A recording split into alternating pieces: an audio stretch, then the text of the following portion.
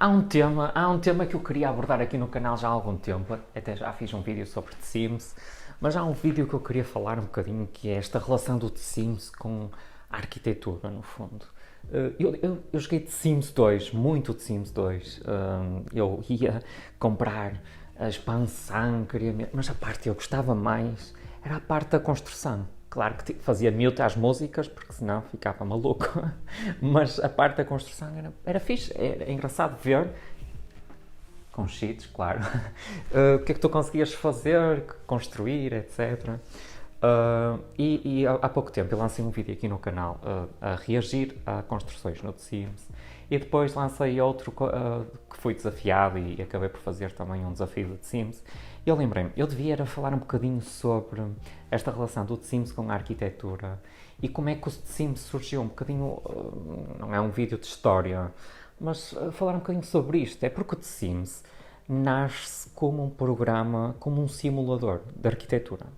Ou seja, não é um programa de arquitetura, não é suposto o The Sims ser um programa em que tu vais lá construir casas para depois fazeres aquilo de forma comercial, quase venderes renders ou imagens da casa que estás a fazer. Eu duvido que alguém faça isso, ou que apresente a um cliente, ou que de repente queira construir a sua própria casa e primeiro faça no The Sims. Não se faz isso. Mas o The Sims aparece naquela ideia de simulador que existia naqueles jogos que eram os Theme Park Worlds, onde tu podias construir o teu próprio parque de diversões, meter as montanhas russas, etc. Aqueles simuladores de construção de cidades, sabem? Que vocês constroem a parte da agricultura, a parte da construção em altura, a parte não sei de quê. Vocês sabem, aqueles jogos simuladores que começaram a aparecer assim quando começou a democratizar um bocadinho a utilização do computador pessoal para a utilização e jogar jogos no computador, esse tipo de coisas. Começaram a aparecer simuladores.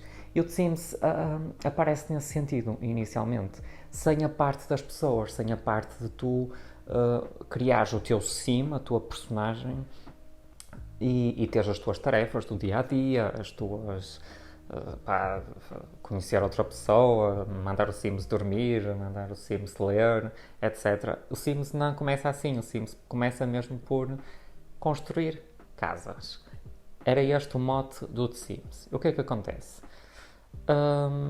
Acontece que eles rapidamente perceberam que isto não era bem um nicho de mercado fácil. Então, de repente começa a surgir a ideia de tornar isto um simulador da vida real, que é isso que o Sims tenta até hoje ainda fazer. Eu acho que, por acaso, o The Sims está atrasado nesse aspecto. Podia ser muito mais do que aquilo que é hoje em dia. E o The Sims surge como um simulador da tua vida. Quase um Big Brother, sabem?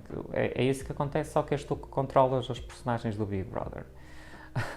Mas inicialmente isto teve uma receptividade, no fundo, muito má por parte das pessoas que se queria, no fundo, apresentar a ideia.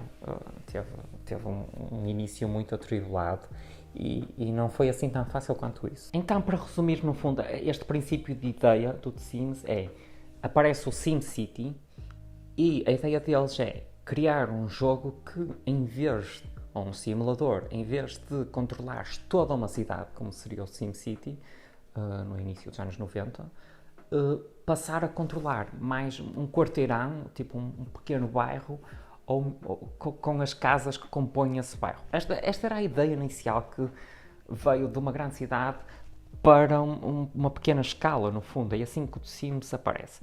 Só depois é que é extrapolado, é que passa para a ideia de simulador da vida real. E foi esta parte que não convenceu muito bem as pessoas in charge, no fundo, que mandavam naquilo, na empresa que iria agora seguir para a frente com o jogo, no fundo, porque achavam que não era assim tão interessante seguir ou simular uma vida doméstica.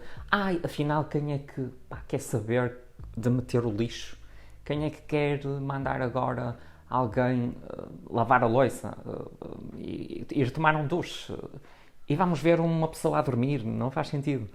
E foi nisto que eles se enganaram, porque as pessoas queriam mesmo isto, as pessoas queriam mesmo este simulador das coisas mundanas da vida, no fundo, do cotidiano de uma pessoa normal. E é aqui que eles percebem que para conseguirem passar esta ideia, vender esta ideia, eles têm que apostar num argumento muito forte que é: tu não consegues, ou achavam eles na altura, não consegues avaliar um espaço, avaliar uma casa, o habitar dentro de uma casa. Como é que eu vou construir um jogo que é um simulador e depois não vou lá meter pessoas?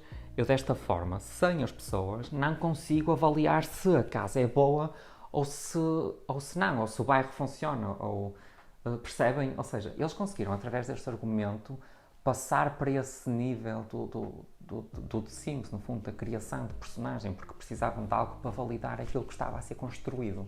E não ao contrário, não surgiu as pessoas e depois temos que ter casas. Não, é mesmo. É preciso construir uma casa e depois é preciso meter lá uma pessoa para ver se ela funciona. E é assim que continua a existir e a funcionar um bocadinho o The Sims hoje em dia. Então, o The Sim valida se a sala ou se a cozinha funciona, mas ao mesmo tempo as pessoas começam a gostar deste protótipo de jogo porque de repente podem simplesmente. É um bocado. Esta parte é um bocado humorística, quase um humor negro, porque tu de repente podes afogar-te na piscina, queimar-te, experimentar. A tua personagem, no fundo, és tu, mas não és tu. Ou seja, tu podes fazer com ela aquilo que te apetecer e que na verdade não podes fazer na vida real. Tu não te vais. Sei lá, consegues experimentar com aquela personagem aquilo que tu provavelmente não conseguias fazer na vida real. E é um bocadinho. Acho que é um bocadinho essa a magia ou a alma do The Sims. E que eu acho que podia ser ainda maior neste momento e com virtual reality e com um sistema de vizinhos ainda mais poderoso, multiplayer. O The Sims podia ser tanta coisa. Acho que já há uns jogos assim também nesse sentido, mas há aqui uma janela de oportunidade para criar um jogo dessa forma, porque o The Sims aparece numa altura que não havia nada parecido e o que estava muito na voga eram alguns jogos tipo Half-Life, Diablo, não sei o que acho eu, que eram jogos mais de first-person shooters e assim, daqueles mais iniciais também. Então aparecer com este género, com esta ideia, foi tipo breakthrough mesmo. E claro que eles rapidamente se aperceberam: bem, nós conseguimos fazer milking disto à vontade, porque quer dizer, se de repente estamos a simular a vida real é feita de muitas realidades diferentes. Eu de repente consigo fazer uma expansão de animais, consigo fazer uma expansão de Halloween, do Carnaval, do Natal, sei lá, tudo e mais alguma coisa. Tudo é uma possibilidade. E claro que isto, do ponto de vista de uma empresa, é muito apelativo. Naquela altura já existiam atualizações de jogos, expansões de jogos, mas nunca neste nível. E é neste nível que o The Sims vem, no fundo, revolucionar a indústria do jogo, quase, neste sentido das expansões também. Então é isto, eu acho, lá está, The Sims conquistou o seu espaço e não vai sair deste espaço tão cedo. É inacreditável, como se vocês procurarem aqui no YouTube, encontram todos os dias conteúdo novo sobre The Sims e conteúdo reciclado sobre The Sims. As pessoas conseguem ser originais, criativas, construir sobre uma coisa que tem anos e anos. E agora com possivelmente o The Sims 5, etc., nunca se sabe para onde é que as coisas vão, mas eu duvido mesmo que este jogo desapareça tão cedo aqui do mercado, das nossas vidas, e do meu ponto de vista de um arquiteto, eu acho que é provavelmente dos instrumentos globalizados, no fundo, que mais ensinam as pessoas, principalmente estas gerações que já cresceram neste mundo digital e do computador e não sei o quê, sobre espaço. Sobre espaço e sobre casas, e ao mesmo tempo que é um simulador da vida doméstica, do cotidiano, é também uma excelente ferramenta educacional. Eu acho, nesse sentido, e é por isso que eu trouxe este vídeo também aqui para o canal, porque o The Sims vale por si só. Vamos ver para onde é que vai agora o The Sims, como é que vai evoluir. Tenho a certeza que vai evoluir, porque eu acho que é aquele tipo de ferramentas e de coisas que evoluem connosco, com a nossa sociedade, com aquilo que também evolui no dia a dia, as redes sociais, tudo. os grandes temas, aborto, LGBT, eutanásia, este jogo pode trazer esses temas, se assim o quiser e se assim o pretender. Obrigado por terem assistido a este vídeo. Eu sei, se calhar não é um vídeo para toda a gente, eu simplesmente me sentei aqui a falar convosco sobre este tema, mas era algo que eu queria dizer, e se calhar podia ser um podcast em vez de ser um vídeo, mas era algo que eu queria mesmo trazer para aqui e falar sobre isto, porque acho que este jogo merece, como já disse. Muito obrigado por terem assistido a este vídeo e vemo-nos no próximo vídeo.